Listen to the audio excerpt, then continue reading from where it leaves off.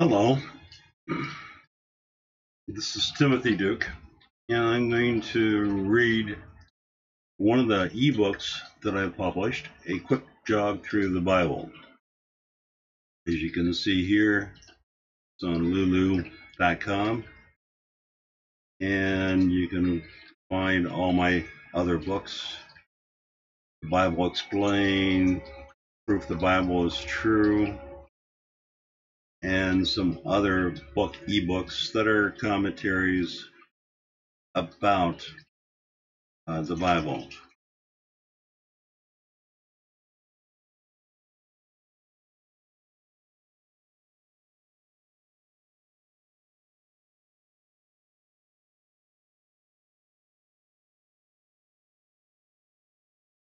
Now, one of the things that started this whole project off was teaching a Sunday school class and learning that many of the students that were high school age and above had not read the Bible or even chapters of the Bible or books of the Bible. Most had read chapters or at least verses, but they had not read the entire Bible or a brief or selected books of the Bible. And one of the common reasons why that they had not read it was just because of the difficulty in reading and understanding. Plus, with the current age of being more soundbite type of, or in a very, very quick summary of what's going on,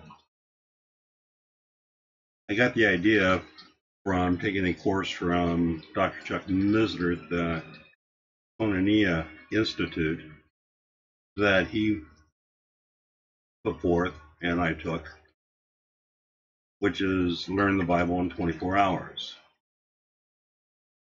And the concept there is that even though that he's not commentating on each book of the Bible or each verse or even reading it, all the verses, he is attempting to make it easier for people to understand how the Bible is one book, even though it's composed of 66 different books. And it's written, or actually they had over 40 stenographers, because God wrote each word that is in the original text. And so I started writing summaries every week for my Sunday school class, and that project eventually turned into a number of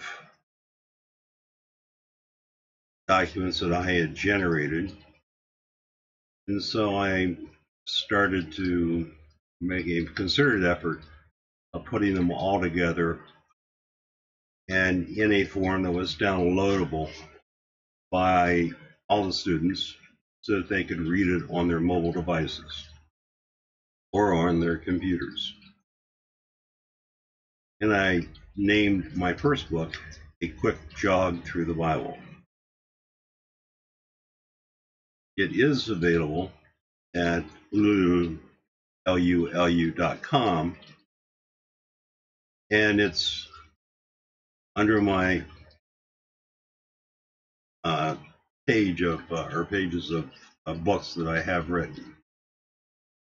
And essentially, one of the things I took advantage of the electronic media is that a Hebrew name is not just like a name like Timothy or John or something else, Samuel. They actually, in Hebrew, have a more descriptive meaning of what that name is. And there are also certain, so I link to those different names at times. Also, sometimes most of the people here are not really familiar with the geography of the Middle East or the world. And so as a result, some of the names of the land that is talked about in the Bible is not easily recognizable for two reasons. One, that most of the names that the Bible uses have been renamed over the years, and now have a new name or a modern name.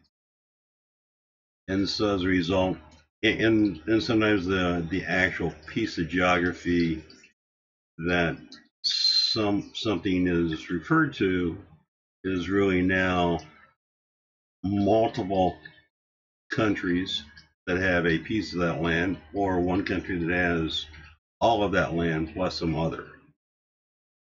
And so just to give people an idea of what the land is and what we're talking about, is to have links to the maps. And so as a result, those that are interested can indeed go to use a hyperlink and easily see and read something that's more in depth than what we discover or talk about in class. And the primary reason for that is that some people just have no interest in geography or in the meaning of the name or whatever the reference material is.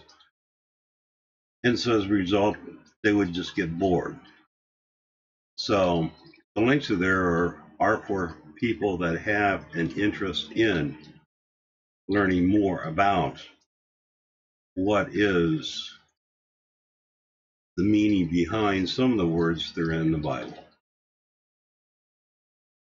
And so I'm going to start reading a quick jog through the Bible, and I will break it up in multiple readings,